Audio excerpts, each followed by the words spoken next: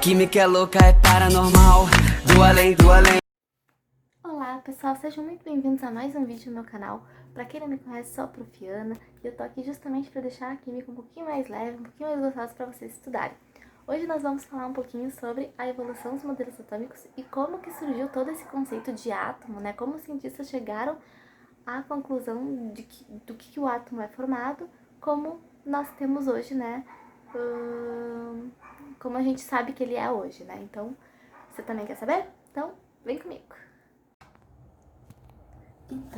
Então hoje nós vamos começar a conversar sobre o que é o átomo, como que descobriram os átomos, os primeiros que falaram da ideia do que era um átomo, né, de como foi se construindo, né, essa ideia do que é um átomo hoje, né, e ela passou por muitas evoluções, né, muitos cientistas estudaram, né, o átomo. Então, a atomística, né, ela é a parte da química que vai estudar a estrutura da matéria, né. Então, os primeiros que vieram a falar de átomo foram Demócrito e Leucipo, né, que são dois filósofos gregos, né, que eles ficaram com essa ideia, né, de que a matéria era formada por partículas bem pequenas e que essas partículas eram partículas que não se dividiam, né, porque eles tentavam dividir uma matéria e chegava num ponto que ele não conseguia mais. Então, o que eles estavam dizendo? Que a matéria era assim, aí tu dividia para algo menor, dividia para algo menor,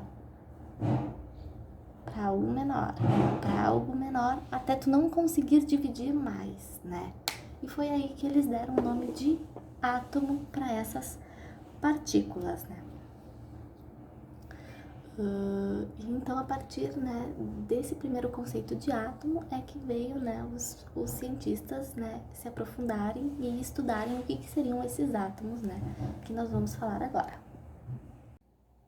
Então, o primeiro modelo atômico que a gente vai conversar, né, que começou a estudar os átomos depois, né, da definição de átomos que os filósofos gregos trouxeram pra gente, foi Dalton, né.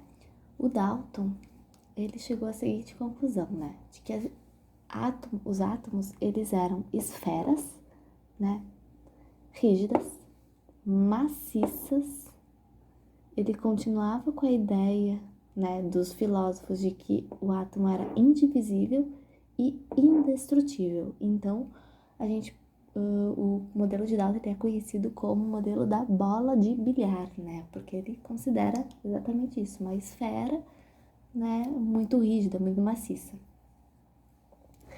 Então, o que ele falava no modelo dele, né?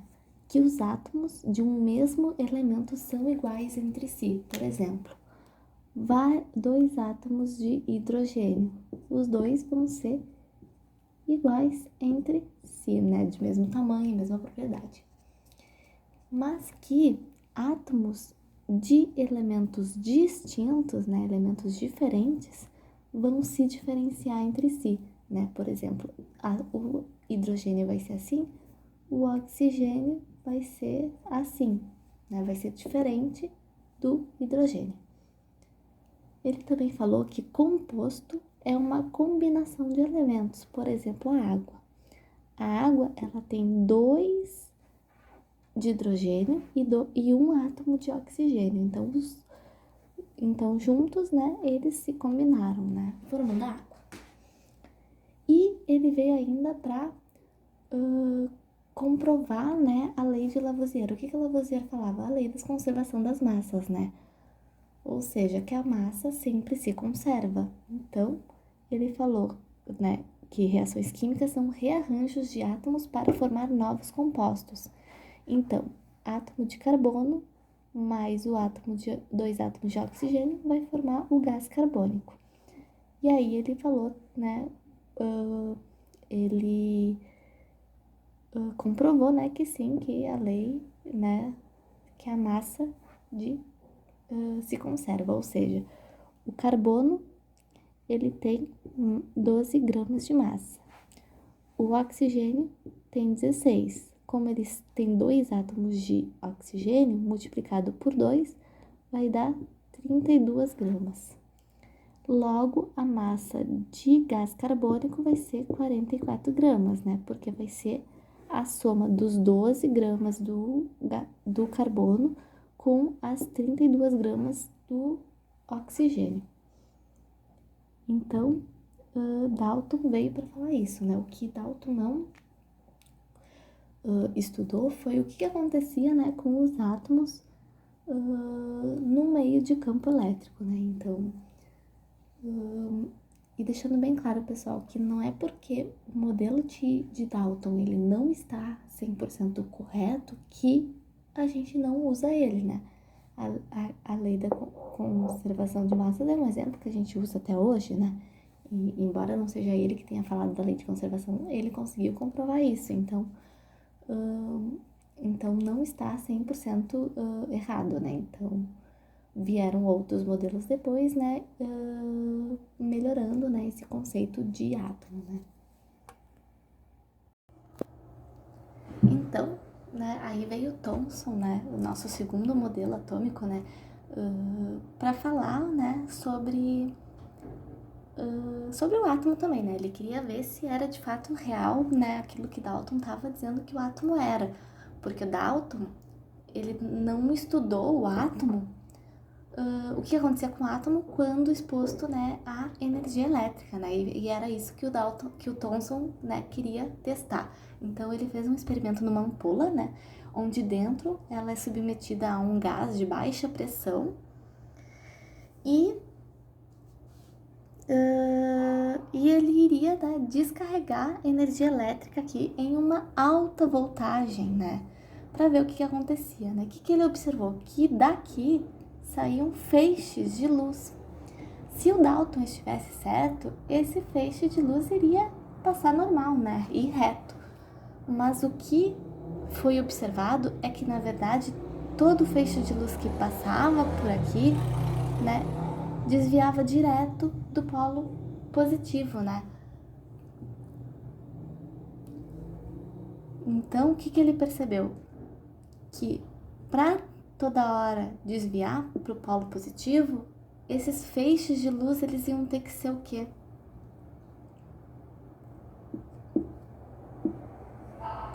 Eles iam ter que ser eletricamente carregado negativo, porque, né, sinais opostos, né, eles se atraem. Então, toda vez que ele descarregava, né, em alta voltagem, saía um feixe de luz que automaticamente era atraído para o polo positivo, né?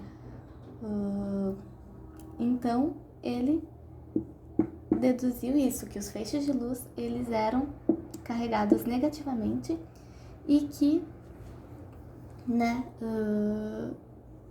e que essa carga negativa se chama elétron. Na verdade, elétron não foi, o termo elétron não foi descoberto por Thomson, né, foi outro cientista que falou, né, sobre a existência de partículas negativas que se chamam elétrons, né, e Thomson veio para confirmar, né, essa existência dessas partículas. Então, ele veio para falar o quê? Que o átomo era sim uma esfera, mas não maciça como Dalton estava falando, né? Ou seja, ele era uma esfera onde ele tinha, né, uma massa carregada positivamente com os elétrons incrustadas nela, né? É o que veio a ser comparado com um pudim de passas, né? E também ele veio falar que o átomo ele era sim divisível, né? Dalton falava que não, que o átomo era indivisível. Só que a gente viu agora que o átomo, na composição do átomo, existe uma composição de carga positiva e uma composição de carga negativa, né? E que se apresentam composições elétricas diferentes, vão ter partes diferentes também. Então, o átomo sim pode se dividir, né? Foi essa a conclusão, né, que o Thomson chegou, né? Lembrando assim, pessoal, Dalton não estava 100% errado, né? Tem muita parte, né, da teoria de Dalton que ainda é usada na química, né? Então é isso, tá? Agora vamos falar, né, sobre o Rutherford. E agora, né, nós vamos falar então de Rutherford, né? Que é um das evoluções do modelo atômico que a gente mais usa, né? Então, o que ele fez, né? Ele fez um experimento, né? Porque ele queria comprovar se aquilo que Thomson estava fazendo, né? Era verdade, né? Então, o que aconteceu? O que ele fez, né? Ele fez uma caixinha de chumbo, né? E dentro colocou polônio, né? Um metal que libera partículas alfas, né? Que são partículas positivas. E aí aqui ele botou uma lâmina de ouro, né? Só que se Thomson estivesse certo, quando ele fosse bombardear de partícula alfa, essas partículas iriam passar reto, né? Ou desviariam um pouco. Mas não foi isso que aconteceu, né? O que ele reparou? Que quando ele bombardeou de partículas alfas, a maioria passou, né? Normal, mas que algumas, poucas, desviaram. E desviaram muito, né? Desviaram muito. E que outras ainda, poucas também, voltavam, né? Batiam aqui e voltavam. Então, o que ele reparou? Que aqui, né, em algum lugar aqui, havia uma coisa pequena e que era extremamente densa, extremamente pesada, extremamente maciça, né? Que faziam, né, com que as partículas alfas voltassem, né? Então, o que ele chegou na conclusão? De que isso, que os átomos que voltavam estavam batendo, era o núcleo, né? O núcleo do átomo. Que ele veio, né, falar que era um núcleo pequeno, né? Porque eram poucas partículas que batiam nele, que era denso, né? Porque faziam as partículas voltar, e que nesse núcleo era onde estava concentrada toda a massa do átomo, né? Porque os elétrons, eles têm uma massa muito pequena, né? Então, que se acaba se tornando desprezível. Então, que toda a massa estava concentrada no núcleo. E que nesse núcleo era onde estavam os prótons, que são as cargas elétricas carregadas positivamente, né? Então, foi isso que Rutherford, né, trouxe pra gente, né, para falar de átomo, né? E a teoria dele, né, é conhecida como teoria do sistema solar, né, modelo do sistema solar, porque seria um núcleo, né, que seria como o Sol, e ao redor do núcleo, né, os elétrons, né, girando, que seriam como se fossem os planetas, tá?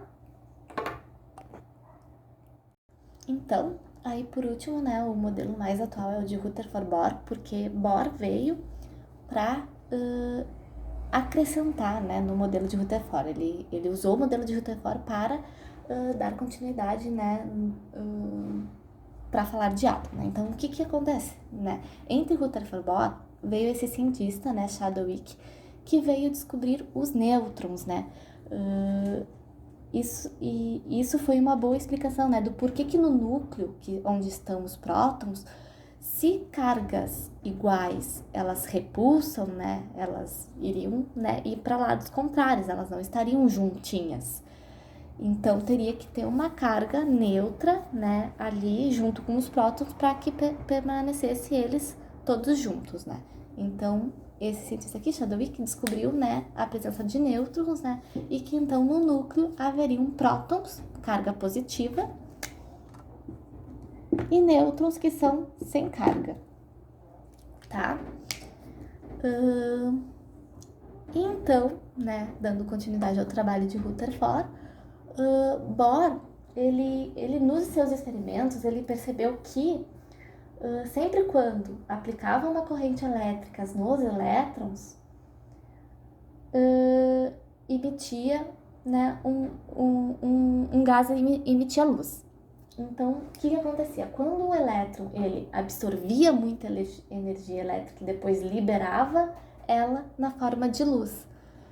Então, ele percebeu que, na verdade, os elétrons da eletrosfera, eles estão presentes, eles são o quê? Níveis de energia, né? Eles são essas camadas de elétrons, camadas eletrônicas, elas possuem níveis de energia atribuída a cada elétron, né?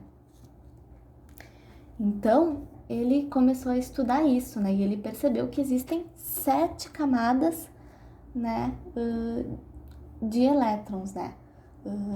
Nós temos a camada K, camada L, M, N, O, P e Q, onde cada camada, além de possuir, né, uma energia, né, necessária, uma energia do elétron, possui também uma quantidade máxima que o elétron comporta, né? Ó, na primeira camada, a camada K, o máximo de elétrons que cabe é 2, na camada L é 8, na camada M 18, na camada N 32, na O 32, na P 18, na Q 8. Ainda não se tem conhecimento, né, de algum átomo que tenha mais que 7 camadas, né? Isso é o que a gente conhece até hoje, né? Então, cada camada possui um número máximo de elétrons que ela suporta, né? E cada camada, né, é um nível de energia, ou seja, uma energia necessária, né, que o elétron precisa, né? Então, aqui tem elétron, aqui tem elétron, aqui tem mais elétrons. E o que Bohr também veio falar, né? Que um elétron, quando ele recebe muita energia, ele absorve muita energia, ele consegue passar da camada que ele se encontra para uma camada mais externa, né? Para uma camada mais afastada do núcleo, para uma camada com mais energia. Isso é o que a gente chama de estado excitado do elétron. E quando ele libera essa energia, ele retoma a sua camada de origem, né? Isso é o que a gente chama de estado fundamental do elétron. Tudo bem? Então,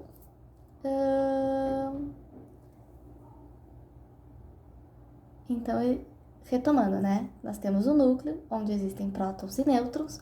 Ao redor do núcleo estão os elétrons divididos, né, em camadas, né? Onde cada camada existe um número máximo de elétrons que ele pode suportar e também, né, uma energia, né, que ele tem, né? Então, são o que a gente chama de níveis de energia. Então, né, o que a gente sabe é que o modelo atômico atual, ele é visto como o modelo de Rutherford Bohr, né, que é o mais aceito, onde ele diz que o átomo, ele possui um núcleo, né, de prótons, onde esse núcleo tem prótons e nêutrons, né, onde prótons é carga elétrica positiva, nêutrons não tem carga, e ao redor do núcleo estão a nossa eletrosfera, né, onde estão os nossos elétrons, distribuídos em 7 camadas, né, camadas de energia. Nós sabemos que o número atômico, ele corresponde ao número de prótons de um elemento químico, que corresponde ao número de elétrons de um elemento químico, ou seja, um elemento químico no seu estado original, no seu estado fundamental, ele vai ter prótons e elétrons iguais, porém de carga contrárias, né? Porque prótons é positivo, elétrons é negativo. Número de massa. Como a massa corresponde ao núcleo do átomo, né? É onde está toda a massa do átomo. Então, o número de massa vai ser número de prótons mais número de nêutrons. E o átomo ainda ele tem a capacidade de formar íons, né? Ou seja, ele pode ganhar elétrons correspondendo à carga negativa e ele pode perder elétrons ficando com carga elétrica positiva, né? Por que quando ganha fica com carga elétrica negativa e não positiva? Porque quando ele ganha elétrons, ele vai ficar com mais elétrons do que prótons no átomo, né? E elétrons, ele é carga negativa, ele tem carga negativa. Então, se um átomo ele tem mais elétrons do que prótons, então a carga que vai corresponder ao ganho de elétrons é negativa. E mesma coisa para positiva, né? Se ele perde elétrons, ele vai ficar com menos elétrons e mais prótons. Prótons, a carga é positiva. Então, se o prótons tem carga positiva, então quando o átomo ele perde elétrons e fica com mais prótons, então a carga correspondente à perda desses elétrons é positiva. Por exemplo, sódio tem o número atômico 11. Então, o número atômico é 11, número de prótons 11 e elétrons é 11. Porém, o número atômico agora... quer dizer, desculpa, né? Agora o sódio, ele tem o número atômico 11, mas ele perdeu um elétron. Então, ele vai ter o número atômico 11, número de prótons 11, e o número de elétrons vai ser 10, porque ele perdeu um elétron. Tudo bem, pessoal? Então, nós vamos ficando por aqui. Qualquer dúvida que vocês tiverem, podem me procurar. E bons estudos para vocês. Now the world don't move to the beat of just one drum. What might be right for you may not be